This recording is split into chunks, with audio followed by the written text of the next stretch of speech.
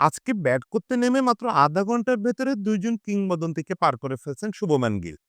তার সামনে এখন আরো ২ জন কিংবদন্তিকে পার করে যাওয়ার সুযোগ। মানে একের পর এক রেকর্ড করে এবার পুরো ইংল্যান্ড সফরটাকে রঙিন করে ফেলছেন ইন্ডিয়ার নতুন অধিনায়ক। অথচ চিন্তা করেন কয়েক মাস আগের অবস্থা মানে এই সিরিজ শুরুর আগে কি অবস্থা ছিল? এই ছেলেটা মানে কি ভয়াবহ সমালোচনা, ভয়াবহ চাপ নিয়ে ইংল্যান্ডে মাটিতে পা রাখছিল। সেই ছেলেটা এখন কত রকম রেকর্ডের অধিকারী। এই যে ভয়ানক চাপ, ভয়ানক সমালোচনা এবং ভয়ানক নিন্দার মধ্যে দাঁড়ায় ফুল ফুটাতে পারা, এইটা সম্ভবত একটা বিরল প্রতিভার ব্যাপার বা বিরল প্রতিজ্ঞার ব্যাপার। এই জায়গা থেকে আমার মনে হয় শুভমান গিল আজকে যা করতেছেন, এটা শুধু ক্রিকেট ইতিহাসে লেখা থাকবে তা না।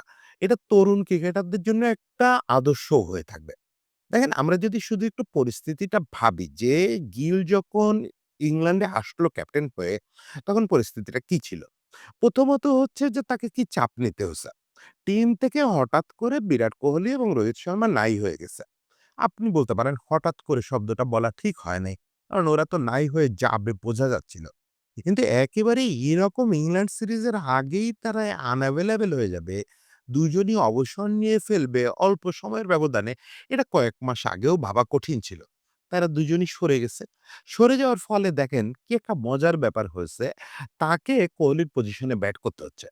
মানে তাকে ইন্ডিয়ার সেরা ব্যাটসম্যানের পজিশনটা নিতে হয়েছে। ইনফ্যাক্ট সে যে জায়গাটায় ব্যাট করে এটা সারা পৃথিবীর সেরা ব্যাটসম্যানরা ব্যাট করে সবসময় ওখানে।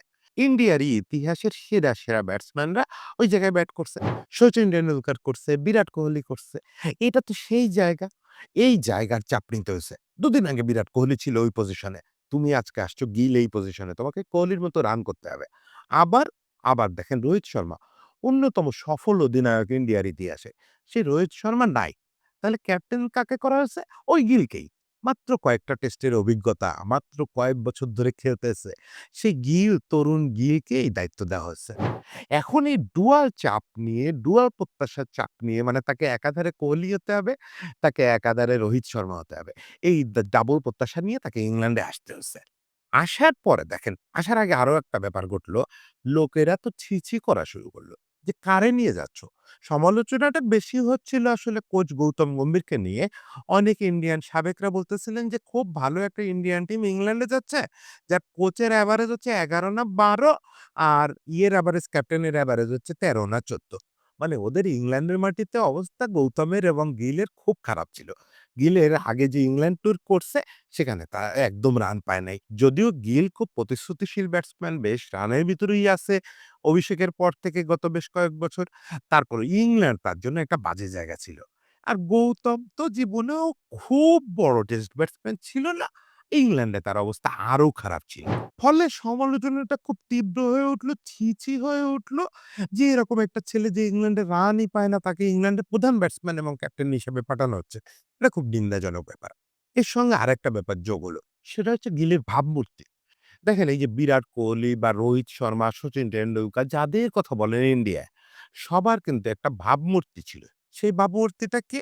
যে আমরা মাঠে উচ্ছৃঙ্খলতা করব, মাঠে অ্যাগ্রেসিভনেস করব কেউ সবাই করবে না। সচিন বা দ্রাবিড় করবে না। কিন্তু কোহলি করবে। কিন্তু ব্যক্তিগত জীবন হবে খুব বিতর্কহীন। এটা ইন্ডিয়ান বড় ক্রিকেটারদের একটা কমন বৈশিষ্ট্য। সেই জায়গাটায়ও গিয়ে খুব ছি-ছির পাত্র। একটা চকোলেট বয়। মানে চকোলেট বয় বললেও ঠিক ভালো হয় না শব্দটা প্লে বয়। বলা যায় যে ইমরান খানের একালের একটা ভার্সন। মানে সে যতবার খেলার পাতার খবরে আসে তার চেয়ে বেশিবার বিনোদন পাতার খবরে আসে। আজকে এর সঙ্গে প্রেম করে, কালকে ওর সঙ্গে প্রেম করে, আজকে সচিনের মেয়ের সঙ্গে ডেট করে, কালকে সাইফ আলী খানের মেয়ের সঙ্গে ডেট করে। একটা জায়গায় ওর রুচি কিন্তু খুব উঁচুতে। সেটা হচ্ছে বড় ক্রিকেটারের ফ্যামিলিতে ছাড়া হাত দেয় না। হয় নবাব মনসুর আলী খান কতদিন নাপি নাহলে সচিন টেন্ডুলকারের মেয়ে।